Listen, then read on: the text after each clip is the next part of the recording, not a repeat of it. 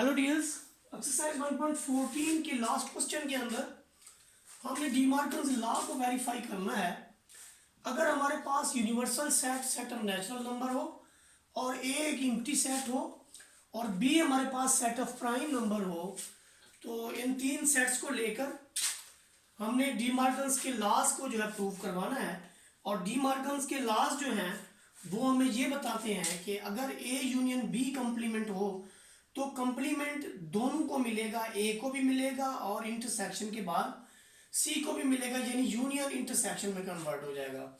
दूसरा ये है कि अगर आप कंप्लीमेंट ए इंटरसेक्शन बी पे लगाते हैं तो कंप्लीमेंट दोनों को मिलेगा, ए को भी मिलेगा, बी को भी मिलेगा और आपका जो इंटरसेक्शन है वो यूनियन में कन्वर्ट हो जाएगा, यानी यूनियन इंटरसेक्शन में कन्वर्ट होगा और इंटरसेक्शन जो है यूनियन में कन्वर्ट होगा जब आप कंप्लीमेंट दोनों के बाहर लगाएंगे।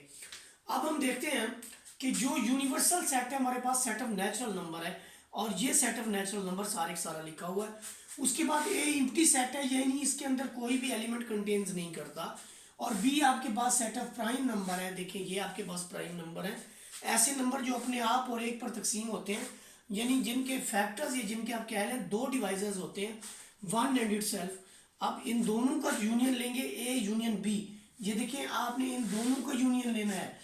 ये तो है ही एम्प्टी सेट, तो जब इसके साथ यूनियन करेगा तो बी आएगा। ये देखें ये सारा यूं समझे कि ये आपने बी आया हुआ है। उसके बाद देखें जब आप इसका कंप्लीमेंट लेंगे तो universal set difference A union B, ये सारा हमने यूनिवर्सल सेट लिखा, ये सारा हमने ये आंसर लिखा। तो हम देखते हैं इसमें एक इधर है जो कि इधर नहीं है, वो लिख लिया। फिर इसमें आपके पास 4 है जो इसमें नहीं है, कंपोजिट नंबर, यानी 1 के बाद जितने भी हम लिखेंगे सारे सारे कंपोजिट नंबर होंगे। कंपोजिट में देखिए फिर इसके अंदर 6 नहीं है, फिर 8 नहीं है, फिर 9 नहीं है, 10 नहीं है, तो सो ऑन। तो ये हमारी होगी जी left hand side A union B complement. इसके बाद हम देखेंगे इसका right hand side. Right hand side में देखिए हमारे पास ए कंप्लीमेंट है। ए कंप्लीमेंट कैसे निकालेंगे, यूनिवर्सल सेट माइनस ए, तो ये आपका सारा यूनिवर्सल सेट माइनस ए, एक एम्प्टी सेट है, यूनिवर्सल से एम्प्टी निकालें तो वापस आपका वही का वही सारे का सारा आ जाएगा। एम्प्टी सेट से यूनिवर्सल ये यू आ गया आपके पास, ये आपका आ गया जी ए कंप्लीमेंट। सिमिलरली आप बी कंप्लीमेंट लें तो आपके पास यूनिवर्सल सेट माइनस बी, तो ये सारा universal set minus B, difference निकालें तो ये रिजल्ट आता है।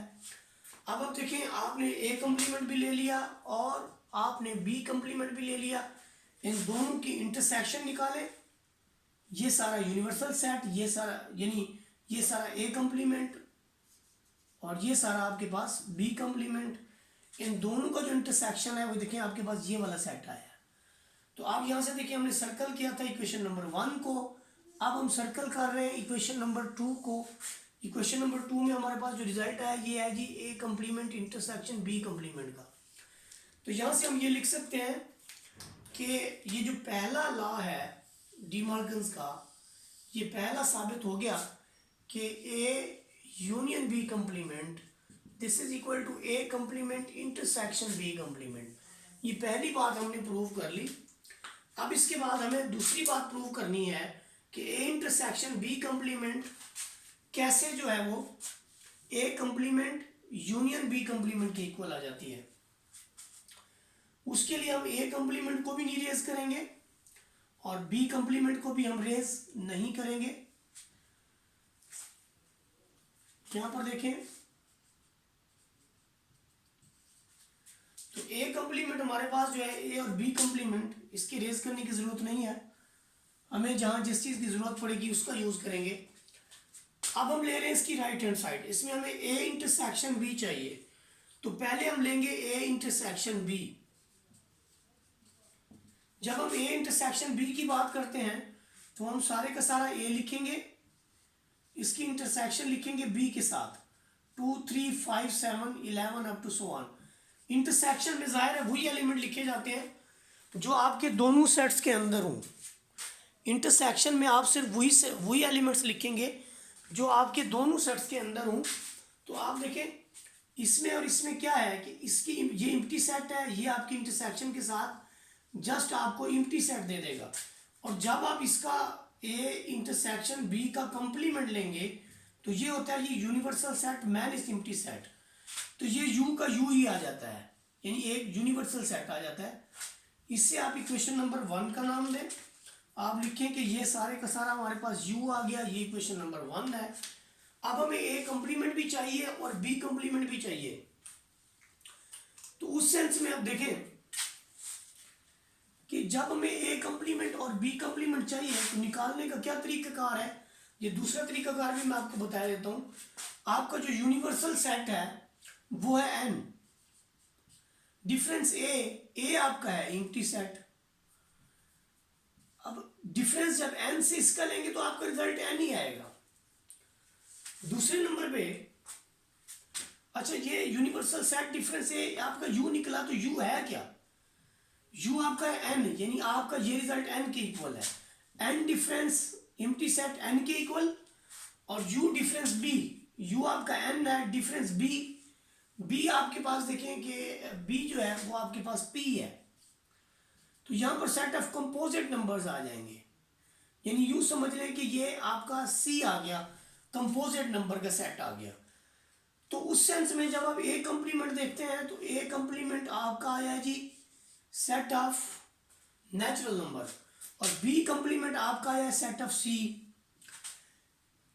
अब नेचुरल नंबर जो है आपके पास, ये नेचुरल नंबर का आप इंटरसेक्शन लेंगे सेट c यानी कंप्लीमेंट के साथ, कंपोजिट के साथ। अब आप देखिए जो आपका नेचुरल होता है वो 1 2 से लेकर अप टू 100 होता है, और कंपोजिट नंबर सारे का सारा जो है, ये जो कंपोजिट नंबर है ये आपका होता है जी 4 6 8 9 10 अप टू 100, ये आपका कंपोजिट होता है। तो आप देखिए आपका सारे का सारा कंपोजिट जो है ये कंटेन्ड करता है नेचुरल नंबर के अंदर। और जब हम इंटरसेक्शन लेते हैं तो हमेशा छोटा सेट लिया जाता है। तो इसके अंदर जो हमारे पास रिजल्ट में हमें जो मिलेगा वो आप देखें कि यहाँ पर a कंप्लीमेंट का आपको यूनियन चाहिए